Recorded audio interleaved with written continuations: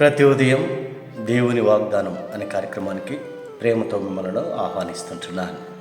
ఈ ఉదయకాల సమయంలో దేవుడు మన కొరకు ఏర్పాటు చేసినటువంటి వాక్యభాగము యెషయా గ్రంథము 66వ అధ్యాయము 13వ వచనాన్ని ధ్యానించుకుందాం. యెషయా గ్రంథము 66వ అధ్యాయము 13వ వచనాన్ని ధ్యానించుకుందాం. ఒకని తల్లి వానిని ఆదరించినట్లు నేను మిమ్మను ఆదరించదను. క్రీస్తునందు ప్రియమైన దేవుని బిడ్డలారా, ఈ ఉదయకాల సమయంలో పరిశుద్ధాత్మ దేవుడు మనకిస్తున్నటువంటి వాగ్దానము, ఒకని తల్లి వానిని ఆదరించినట్లు నేను మిమ్మను ఆదరించెదను. ఈ యొక్క వాగ్దానాన్ని దేవుడు మనకును మన కుటుంబాలకును ఆశీర్వాదకరముగాను దీవెనకరంగాను మార్చునుగాక. ఈ యొక్క మాటల్లోని ఆత్మీయ సత్యాలను ఆత్మీయ అర్థాలను మనం గ్రహించినట్లయితే, మరి పరిశుద్ధాత్మ దేవుడు యెషయా ప్రవక్తతో తన ప్రజలైనటువంటి ఇశ్రాయేలు యొక్క ప్రజలను ఉద్దేశించి ఈ యొక్క మాటలను మాట్లాడుతూ ఉంటున్నాడు.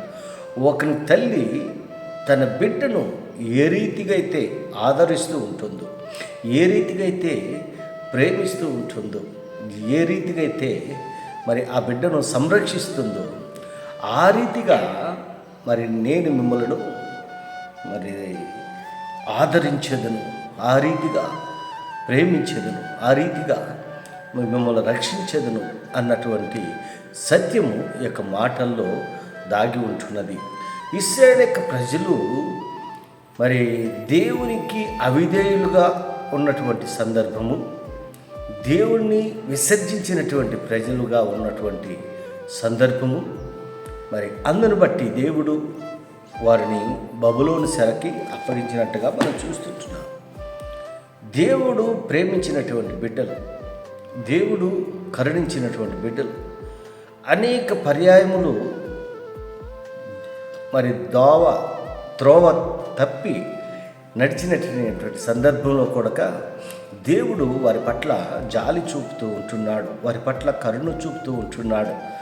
ఎందుకనగా పితరులతో దేవుడు చేసినటువంటి ప్రమాణాలను బట్టి, వాగ్దానాలను బట్టి దేవుడు వారిని ప్రేమిస్తూ ఉంటున్నాడు. క్రీస్తునందు ప్రియమైన దేవుని బిడ్డలారా, మరి దేవుడు ఆయన వాగ్దానం చేసినటువంటి ఆ వాగ్దానాన్ని నిలబెట్టుకుంటూ ఉంటున్నాడు.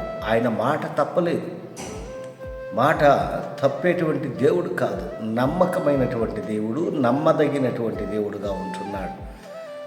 మరి అప్పుడే అటువంటి పుట్టిన బిడ్డను ఆ తల్లి ఒకవేళ మర్చిపోవచ్చేమో, కానీ నేను నిన్ను మరువను అని దేవుని యొక్క వాక్యంలో మనం చూస్తుంటున్నాం. అనగా అంత ప్రేమ ఆయన తన ప్రజల పట్ల కలిగి ఉంటున్నాడు. ఎంత ఆత్మీయ సత్యము ఆ మాటల్లో ఉంటున్నది. ఒకరి తల్లి వారిని ఆదరించినట్లు. సాధారణంగా తల్లి తన బిడ్డలను ప్రేమిస్తూ ఉంటుంది. వారు తప్పు చేసినప్పటికీ ఆ తల్లి ఆ బిడ్డలను కరుణిస్తూ ఉంటుంది, జాలి చూపుతూ ఉంటుంది. ఎందుకనగా ఆ బిడ్డల పైన ఉన్నటువంటి ఆ ప్రేమ, ఆ ఆప్యాయత, అనురాగము అలాంటిది.